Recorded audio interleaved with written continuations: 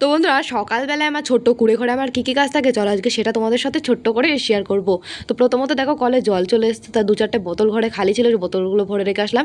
আর সকালবেলা মাছ আলাকা করতে গিয়ে মাছ রেখেছিলাম, তো এই মাছগুলো ধোয়া হয়নি, তো এখন আমি মাছগুলোকে খুব সুন্দর করে ধুয়েও নিয়েছি। তো ধুয়ে নিয়ে মাছগুলো ঘরে চলে এসেছে, আর এই ঝুড়ি টুড়িগুলো একটু সাইড করে দিয়েছিলাম। তো কালকে রাতে রান্না করতে করতে হঠাৎই আমাদের গ্যাস শেষ হয়ে যায়, রাতে কিন্তু ঠিকঠাক করে রান্নাও আমি করতে পারিনি। তো গ্যাসটা রাতে বুক করে দিয়েছিলাম, তো এখন সকাল 8টা বাজে, তো কাকু কিন্তু গ্যাসটা নিয়ে চলে এসেছে। তো একটা পাইপও কিন্তু নিয়ে এসেছে, পাইপটা আমাদের নষ্ট হয়ে গেছিলো সেদিন, আগের দিন রান্না করতে গিয়ে আমাদের গ্যাসের পাইপ কিন্তু ধরে গেছিলো, তাই বুক করেছিলাম, তাই এখন কাকু কিন্তু দিয়ে গেছে। তো আমি কিন্তু গ্যাসওয়ালা কাকুকে পেমেন্ট করে দিয়ে চলে আসলাম ঘরে রান্না করতে। তো একদিকে মাছ আর একদিকে বরবটি আলু ভাজা আমি করে নিয়েছি, রান্না কিন্তু আমার কমপ্লিট হয়ে গেছে। তো এই দেখো, রান্নার পরে কতগুলো বাসন বেরিয়েছে, সেই বাসনগুলো কলে রেখে এখন আমি ঘরটাকে খুব সুন্দর করে মুছে নেবো। ঘরের ভেতরটা কিন্তু আমি সার্ফের জল দিয়ে খুব সুন্দর করে মুছে চলে আসলাম এখন কলে বাসনগুলো ধুতে। তো বাসনগুলো কিন্তু আমার মাজা কমপ্লিট হয়ে গেছে, এখন আমি বাসনগুলো ধুয়ে নেবো।